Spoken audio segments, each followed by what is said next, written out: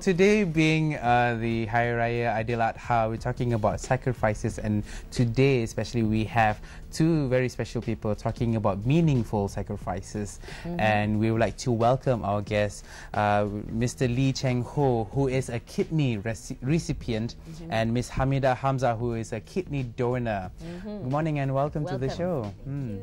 So we, first and foremost, we must say, we take our hats off. I don't have a hat, he does. We take our hats off to both of you, okay, for donating and also for going through the ordeal of waiting for a kidney.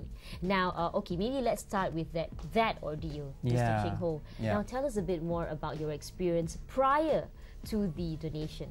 You see, and then I was diagnosed with the kidney failure. It seems like the whole world crumbling down on me. And when did this happen? It was in 1991. I was about 33 years old. Right. Got married, and we had paid a twin, lovely girls, twin girls. I bought a house in Recipient. Right. And I just came back from training in Sweden, and my career was taking off for better.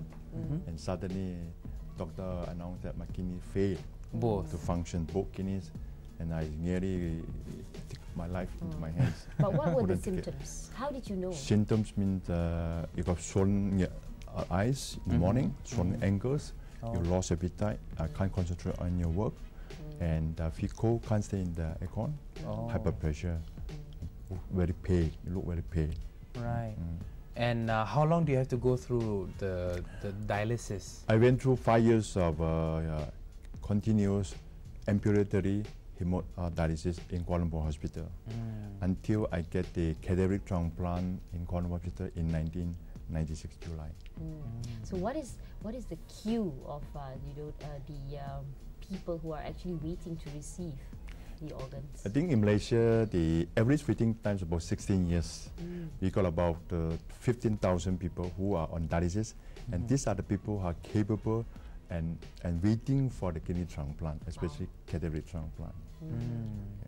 Right. Well, we're talking to another real-life hero here, and her name is Hamidah. And Hamidah, being the kidney donor, what made you decide to donate your kidney? I mean, we understand that your oldest sister, elder sister, was suffering from kidney failure, right? So what made you decide that you wanted to help your sister by donating your kidney? Actually, it's more like a spontaneous thing, because I know that's the best option for her, so I just donate. She's got a very big heart. Yeah. Now, Hamidah, could you just tell us a bit more about your experience before you donated? I'm sure you jumped at the chance because she was your sister, apparently. Now, was there any fear? Was there any second thoughts, or even a fear of entering the operating room to know what your fate would be after the operation? Were there any thoughts like that? No second thought, no fear at all. Just do it. Well, let's go through the processes, Mr. Lee.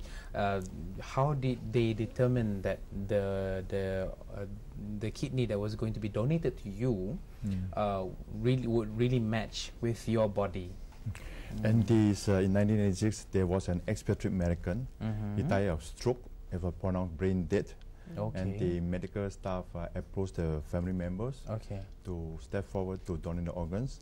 And so happened that the late American's blood group was the same as mine, which is A plus. A plus, I see. And I went through this medical test, and it was found that we were matching.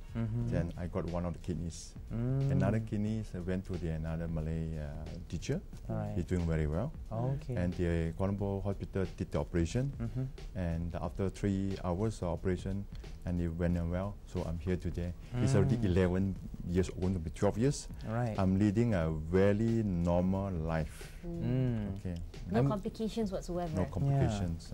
And I do go back to Kuala Lumpur Hospital for medical checkup once every 3 months. And after transplant, I continue my study by pursuing a postgraduate study in UPM, and also take part in games and sports, and represented Malaysia in the World Transplant Games in Ontario 2005. Wow! We came back with 4 gold medals, 1 silver and 1 bronze medal. Must be the American kidney doing the work. And also do a lot of voluntary job with Kuala Lumpur Hospital and the IGN in promoting organ awareness in Malaysia hopefully the donor rate will increase. Yeah. More and more organ failure people can live a normal life like I do. Yeah.